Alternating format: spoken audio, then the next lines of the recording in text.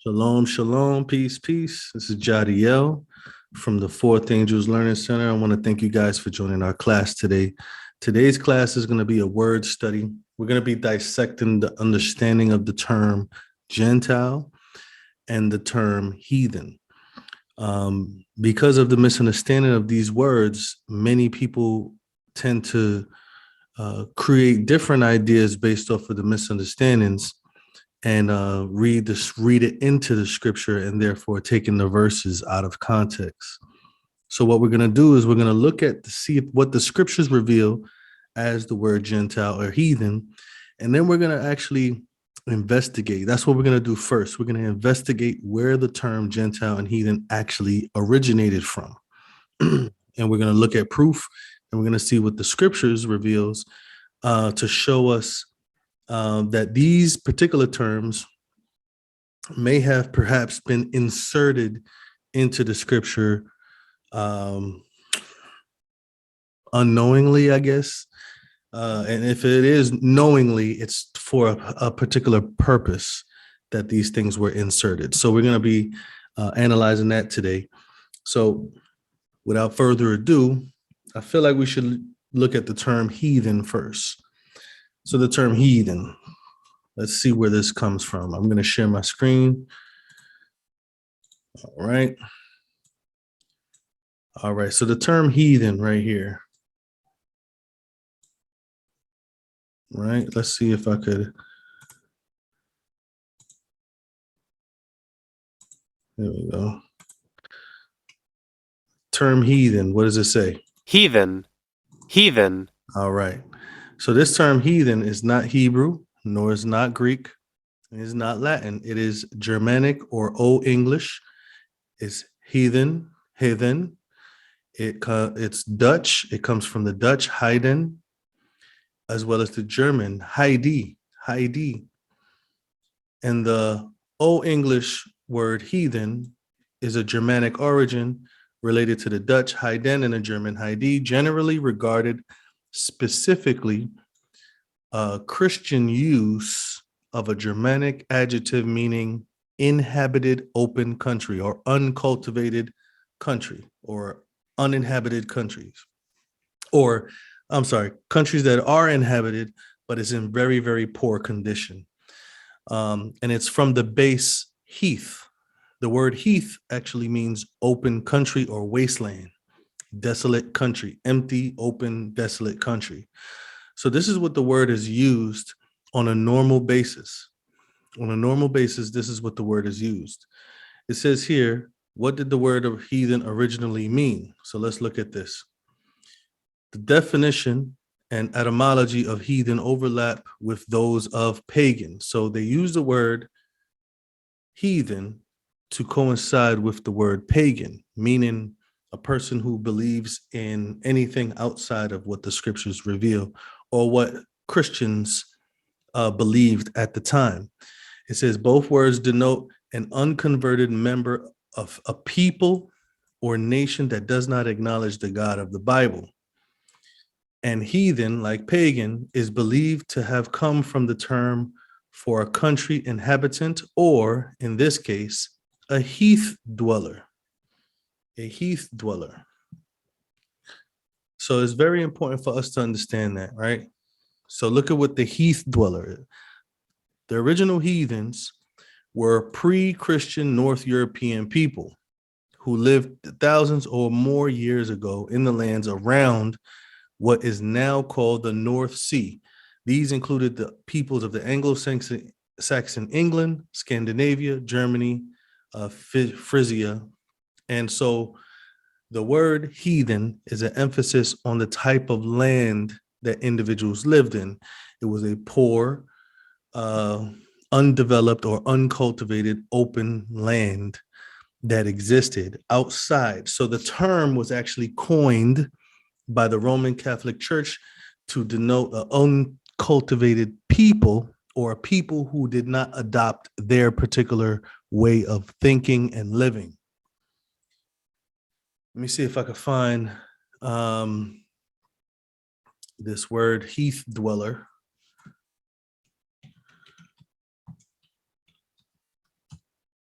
All right. Heath dweller is a person living on the heath. The word heath means common land or a person of one's own community. So this was definitely a general term, a general term.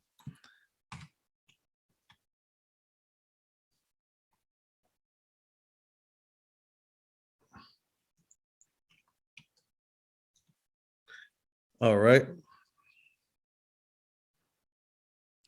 So the word heathen was not used in a derogatory way. The word heathen was used to emphasize on what type of place did an individual live.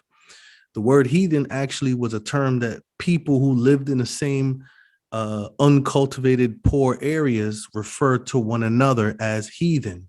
It's kind of how when people down south, they call each other country boy, or, you know, and people in New York, based off of what borough you're from, they call you the Brooklyn boy, or, you know, whatever it is, they refer to where you're from or the location that you're from as an attribute to who you are. This is what the word heathen meant. Now, because of those separations of people, when the Catholic Church began to basically dominate Europe, Roman Empire basically dominating Europe and Asia and different places like that, everyone who rejected or did not want to abide by the the thinking and the methods and the doctrine of the Catholic Church was referred to as a heathen. So it went from calling a certain people or location, a type of people who lived in a type of place, heathen. Now it represented something more. It represented a person who was like a pagan. They coined the term heathen and they used it as a derogatory term for anyone who did not abide by what they were thinking and doing. So that's how that word got originated, and that's how it became in use. Now, when they translated the scriptures, they applied that word into the scripture. And we're going to see why it should not belong in the scripture. But first, we're going to look at the word Gentile. We're going to look and break down the word Gentile. So let me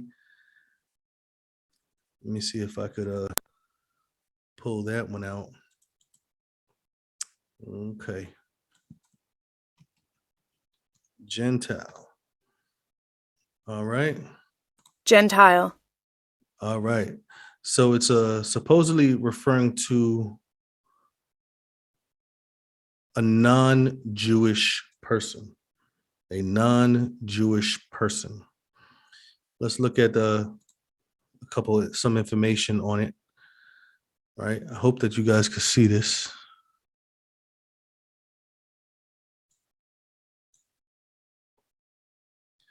All right. All right. Gentile. It says this is a word that usually means someone who is not a Jew. This is what it usually means, right?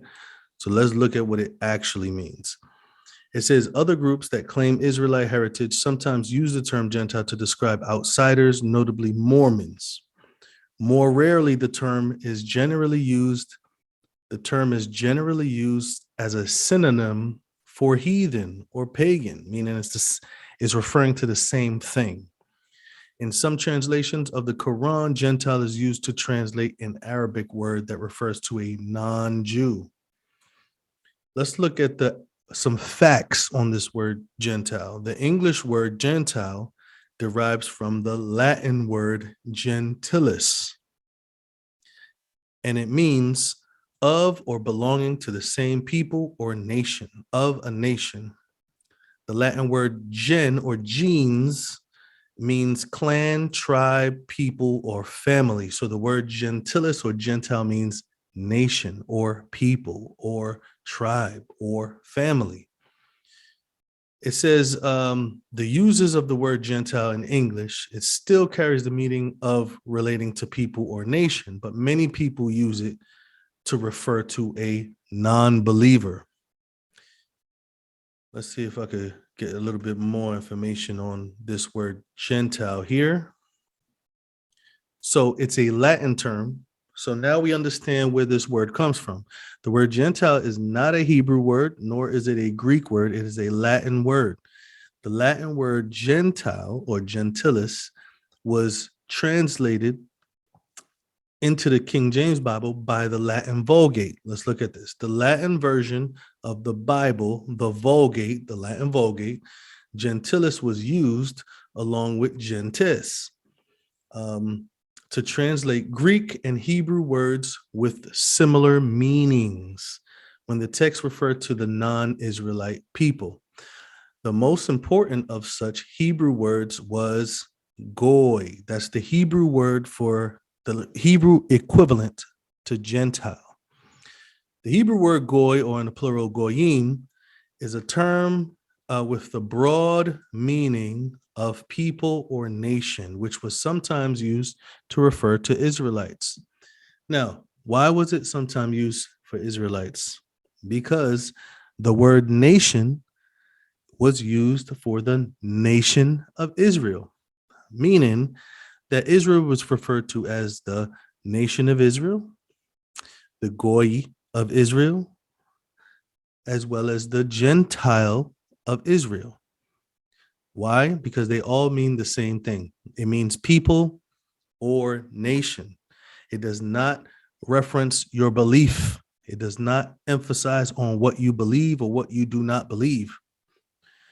So the understanding that Israel was a nation, one nation, and that Israel followed Yah, there was this assumption that when it says the nations, it was referring to other nations. So there was an implication that other nations did not follow Yah. It was implied. But the word heathen and the word Gentile come from Old English and from Latin. It comes from slang terms used as a derogatory term for people who did not abide by the Catholic Church's rules. And this is why we shouldn't use this word either, because one, it continuously gives us that same idea that they had when they were referring to other people that didn't agree. And two, it also distorts what the scripture is saying when it uses these terms. It distorts the context. So we're going to look at, let's see if we could find a little bit more information, right? It says other words translated in some contexts means Gentiles in the modern sense, where the biblical word used nokri, often otherwise translated as stranger.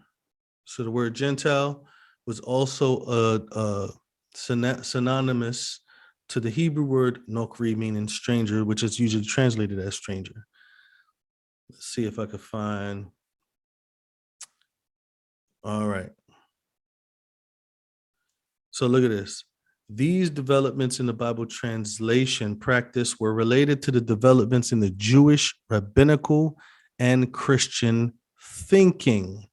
It's not referring to scripture translation. It's referring to the way that the Jewish rabbinicals thought and the way that the Christian, aka the Catholic Church, thought in those times, especially the 14th century.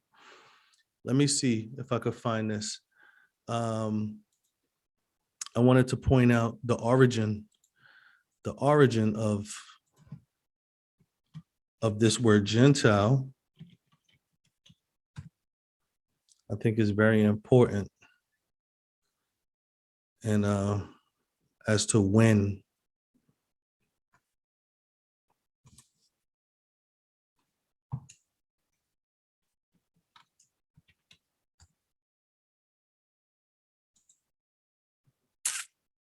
All right, so sorry about that. Let me see if I could. So we know that it's coming from the Latin, not from the Hebrew. not from the Greek. We know that it was applied in the translations because of the way that the rabbinicals thought, as well as the Catholics, the way that they thought, basically imputing their doctrinal stance by using certain terms in scripture. So that way, the idea that they had can now transfer on to whoever else is reading those scriptures. So I think that this is not good. As far as us being as students of the scripture, we shouldn't just simply rely on these terms and then just kind of use it and throw it wherever we see fit. And we're starting to adopt the ideas of these Jewish rabbis as well as these Catholic translators. We start to adopt their ideas because we're not investigating those words.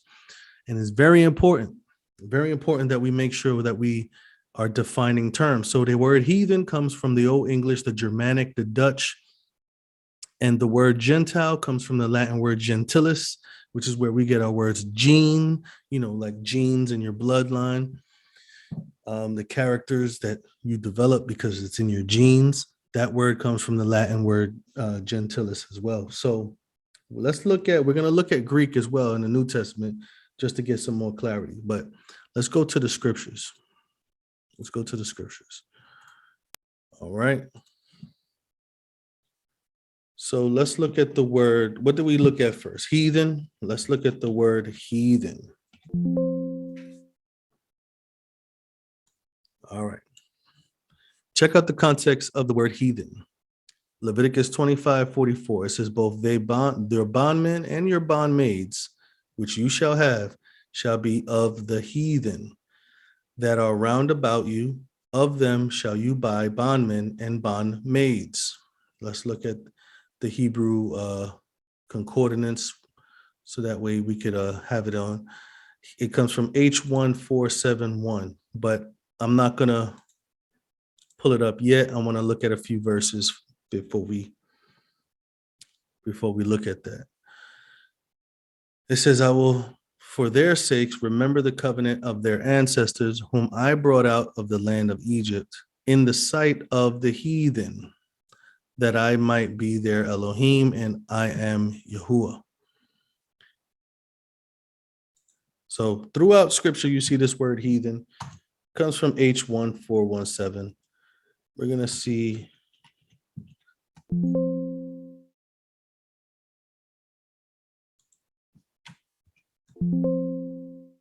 Okay. Let's look at this word Deuteronomy, this chapter, Deuteronomy 4, verse 27. Sorry. Deuteronomy 4, verse 27. We have the word nations here. The word nations here referring to people, right? We have the word heathen here, 1471. You shall be left few in number among the heathen. So let's look at what that word is. It's goy. The Hebrew word for heathen is goy, meaning nation. It could mean a foreign nation. You see the word Gentile here. It means a troop or group of people, tribe. It means it's translated into Gentile, heathen, nation, and people. The same word goy is translated in the scripture to the word Gentile, heathen, nation, and people. It's used 266 times for nation throughout the scriptures, 143 times for heathen, 30 times for Gentiles with an S, and 11 times for people. Very important that we see this. You see, so we're looking at the word heathen, and it means goy. It's translated into the word Gentile as well. So let's look at what the word Gentile is. The word Gentile. So we looked at heathen, and it's the Hebrew word goy. Let's look at the word Gentile or Gentiles and see if you guys remember the Hebrew number for the strongest concordance. It's H1471. We see here that we have a different word for H2800, which is referring to a place in Palestine. So it's this term here is referring to the nation right here, Goy, of Harosheth, 2800, Harosheth. So it says Harosheth of the nation of the Gentiles. That doesn't make any sense. It's talking about somebody dwelling in the nations of Harosheth. So we see that the word Gentiles is translated H1471. So what's that? H1471, Goy again. It's the same word. The same word. Now, if you're referring to Israel, then you understand that the word, when you say the nations, I'm going to scatter you, Israel, one nation, among the nations. So you have this understanding, you're talking about other nations. You're not going to scatter Israel amongst Israel. You're going to scatter Israel amongst other nations. There was a implication. If you was not in the land of Israel, if you did not abide with the people, you did not sojourn among them, you did not know Yahuwah, it was implied that you did not serve Yahuwah. You did not serve the Elohim of the scriptures. So there was no need for them to create some type of byword or some type of derogatory term such as Gentile or the word heathen. Because when they said the nations, they already implied that. But they also understood they were talking about another group of people, another race, another nationality, another group. The New Testament actually does the same thing with these words, Gentile, heathen, and nations. It's the same Greek word. Let's look at what that Greek word is. I think I already did that. Let me see. All right. So let me see if I could pull it up. And then we're going to look at a very special word. So you have G1672, right? Now G1672 is an emphasis on the Greek. So it's the Jew first and also the Gentile. That word is from the Greek word Hellen. Now the Hellen was referring to the Grecian, the inhabitants of Hellas or Greece, or a Greek speaking person. And then it says, especially a non-Jew or a person from another nation. Now, a Hellene can also mean a Greek speaking person. So Hellene can be applied to an Israelite who spoke Greek also. So the translation in English as a Gentile, it shouldn't be Gentile, it should be Greek or Greek speaking, right? That's what that Greek word is, Hellene. So let's look at what the New Testament refers to as nations.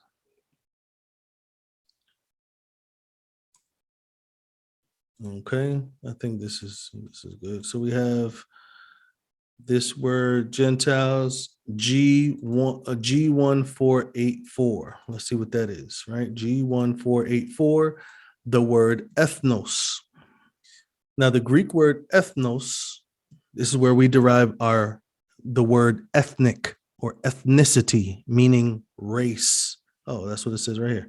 Race, tribe, people, and look what it's translated into. Gentile, heathen, nation, and people. This is what people translated into. Ethnos is referring to a nation of people, not a kingdom or government. A nation was referred to as a group of people of the same race, family, or tribe. This is what the word ethnos is indicating in scripture. But this word ethnos is translated as Gentile. Let's just double check. Is the word heathen in the New Testament coming from the same word? Right? H1471, that's the Hebrew, goy. Let's go into the New Testament.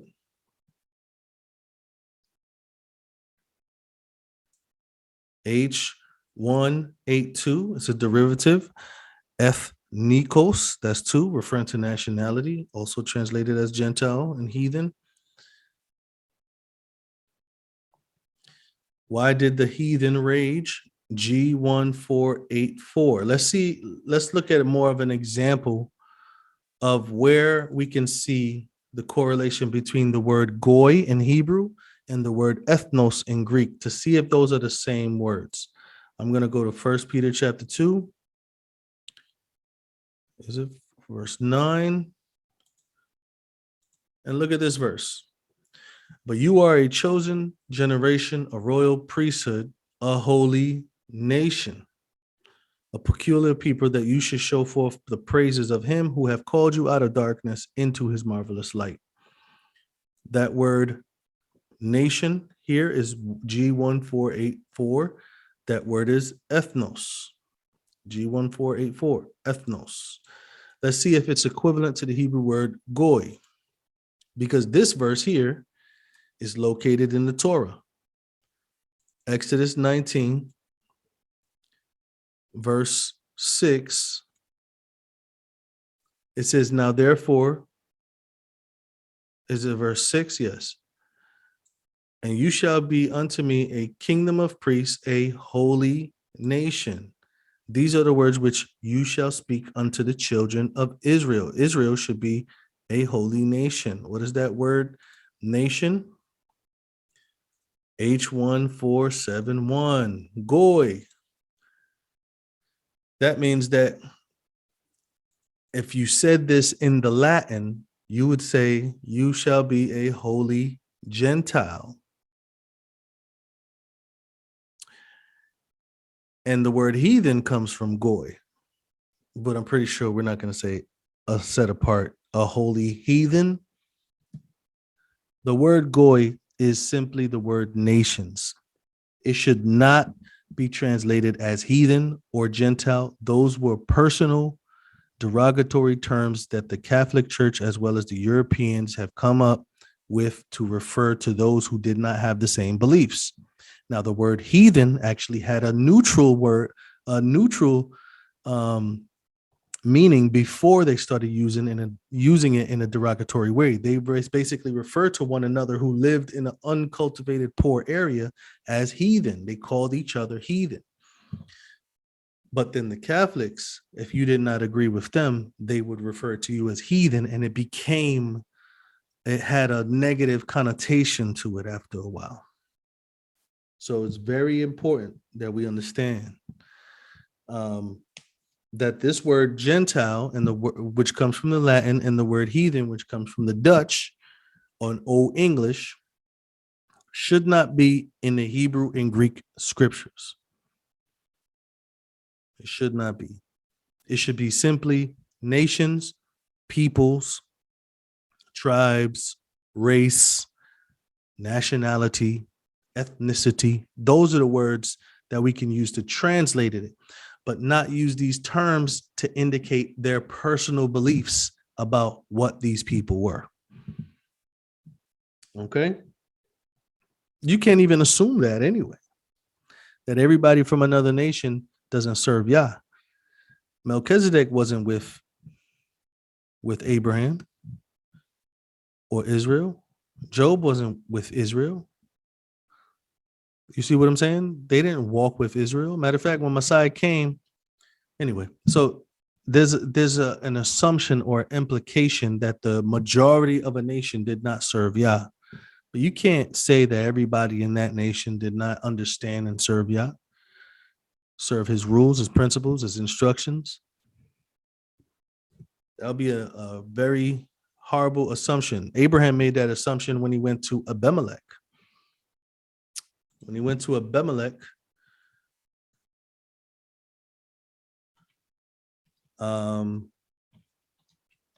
what did he say? Abimelech took Sarah. And it says, and Elohim came to Abimelech in a dream by night. This is Genesis chapter 20, verse 3. And he said to him, behold, let me see it. Did I share this screen? Let me see if I make sure I share the screen. It says, but Elohim came to Abimelech in a dream by night and said to him, behold, you are but a dead man. For the woman which you have taken, she is a man's wife. Abimelech had not come near her, and he said, Master, will you slay a righteous nation? And then yahuah said he not unto me, she is my sister? And she, even she herself, says he is my brother. In the integrity of my heart and innocency of my hands have I done this. Elohim said unto him in a dream, yet I know that you did this in the integrity of your heart. For I also withheld you, meaning that he restrained him. He held him back from sinning against Yah. And he says, therefore, I allowed you not to touch her. So even Yah was involved with Abimelech in his daily dealings, causing him or convicting him not to go in unto Sarah. Then Yah says, now therefore restore the man his wife, because he is a prophet, and he shall pray for you, and you shall live. And if you restore her not, know that you shall surely die, you and all of yours. Look at what Abraham says to him. So when we're looking at other nations and we apply, oh yeah, because you're in other nations, you just don't have any righteousness or you have no indication of Yah's principles or anything. Look at what it says here. So he says, Abimelech said to Abraham, what did you see that you have done this thing? Matter of fact, let's look at right here, verse 9. It says, then Abimelech called Abraham and said to him, what have you done to us? What have I offended you? What have you brought on me and on my kingdom a great sin? You have done these deeds unto me that ought not to be done. Abimelech said to Abraham, what did you see that you felt like you needed to do that? Abraham has said, because I thought that the fear of Elohim is not in this place, and that they will slay me for my wife's sake. And yet, indeed, she is my sister. She is the daughter of my father, but not of my mother. She became my wife. And it came to pass that when Elohim caused me to wander from my father's house, that I said to her, this is your kindness which you shall show unto me at every place, whether he shall come, say of me, he is my brother. So he's saying, everywhere we go, you're going to say this. So we see that Abraham made an assumption. Abraham said, I thought that the fear of Elohim was not in this place. He was afraid that he was going to die, but he saw that the fear of Elohim was in that place,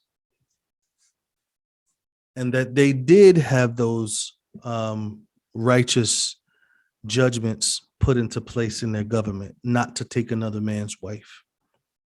So the idea that every nation as a whole is automatically not serving Yah is an assumption, just like how Abraham thought that. So we have to make sure we understand that the word nations is supposed to help us in this most neutral sense understand the context of what it's talking about. If it's talking about non-believers, it's going to give us indicators to say that, not using the word heathen or Gentile. But here's an interesting word that I found in the book of Acts. Let me show you this word. Let me show you this word. Acts chapter 10, verse 28. Look at what it says here. It says, and he said to them, you know how that it was an unlawful thing. This is Big Peter talking to Cornelius, the centurion. It says, you know that it's an unlawful thing for a man that is a Jew or from the tribe of Judah to keep company or come unto one of another nation. This word another nation is actually going to be one Greek word. And it says, but Elohim have showed me that I should not call any man common or unclean. Look at what this word means, another nation, right? So you see that this word another nation comes from the Greek G246. And this word is allophulos. It comes from the word allos, which means a different, and the word phule, which means race, tribe, clan, another, a different race.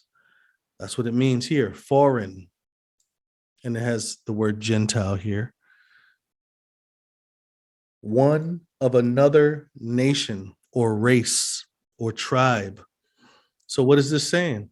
It says, you know that it's an unlawful thing for a man that is a Jew to keep company or come unto one of another nation, another race, another tribe.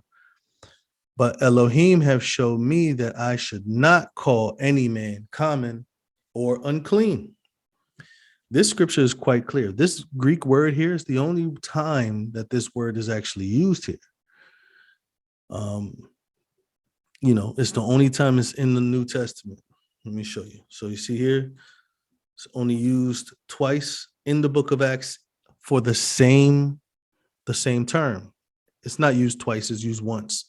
But it takes these two words, another nation, and it puts them together. The word allos is the word another, and the word phule, the word nation, is put together as another nation, another race, another tribe of people. So that's quite clear that he was referring to the centurion as someone from a different race or nationality. So I think it's pretty clear that the word Gentile, just to recap, is the Latin word for nation, for tongue, for people, for nationality. The word Gentile is the Latin word. The word heathen is a made-up term from the Dutch, Old English, became derogatory by the Catholic Church, and then it was implanted into the scriptures as they translated it into Old English in the 1611 Bible. So that's how the word heathen got in there. And the word Gentile. The word Gentile comes from the Latin, and a lot of the King James Version Bibles, besides the 1611 Bible, actually come from the Latin translation, or was referred to as the Latin Vulgate. So when they translated the Latin Vulgate, they left or transliterated the word gentilis into the English scriptures, and that's how we got the word Gentile. It would never say heathen or Gentile in the scriptures. It would only say the word nations. And because of that, those words, heathen and Gentiles, and what they mean to the person who put those words in the scriptures, we have adopted those ideas every time we see those words. And it's time for us to restore all things. It's time for us to clear that out and use the understanding that it actually says. The word goy means nations, race, nationality, people. The word ethnos in the Greek means race, nation, ethnicity, nationality. So these are the words that we need to use when we're seeing those terminologies in order to get a better understanding of the context used. There's no such thing as the word heathen or Gentiles in the scriptures, in the Hebrew or the Greek manuscripts. So if there's any other questions that you need to express and you want us to kind of respond to, please let us know. We'll be happy to make another video. If I missed anything, missed any point, please let us know, and we'll be able to make a video in response to the information that you guys give. So this was definitely one of those long sought out topics, especially these particular words, which at this point in time, a lot of understanding is being twisted by these terms in its outside of scripture use. We're adopting the outside of scripture use of the term heathen and Gentile, and we're applying it to our reading of the scripture. And we're never going to understand clearly if we keep on utilizing what these individuals used in order to put other people down based off of them not following their false Catholic doctrines. So I hope that this was a blessing. I hope that this was edifying. Please contact us at any time. We'll love to answer your questions, and I hope that you guys have been blessed. Shalom.